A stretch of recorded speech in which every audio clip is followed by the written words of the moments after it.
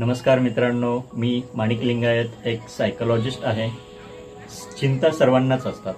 चिंतेवर मी एक छोटीशी कविता केलेली आहे, ती तुम्हाला ऐकवतो। मनाच्या अंधाऱ्या कोपऱ्यात चिंता हळूच डोकावते, मनाच्या अंधाऱ्या कोपऱ्यात चिंता हळूच डोकावते।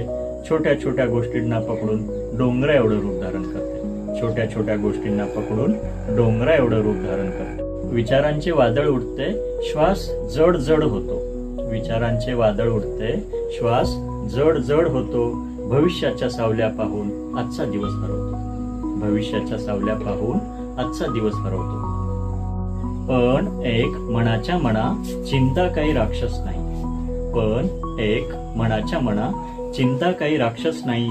तिला समजून घेतलं तर जगणंही अवघड नाही, तिला समजून घेतलं तर जगणंही अवघड नाही।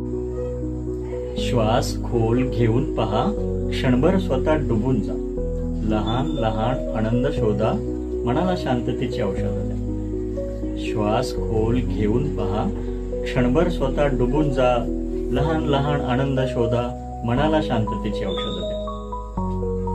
वर्तमानात राहणं शिक, भविष्याच्या जाळ्यात न अडक, वर्तमानात राहणं शिक, भविष्याच्या जाळ्यात न अडक। मनाला बोलावं गोड गोड, मीच आहे समर्थ हे ठसून सांग, मनाला बोलावं गोड गोड, मीच आहे समर्थ हे ठसून सांग। चिंता आली तर हसून सांग, चिंता आली तर हसून सांग, तुझा माझ्यावर अधिकार नाही। धैर्य समजूत आणि प्रेमाने तिला बाहेर काढलं तर, धैर्य समजूत आणि प्रेमाने तिला बाहेर काढलं तर ती टिकणार नाही, ती टिकणार नाही।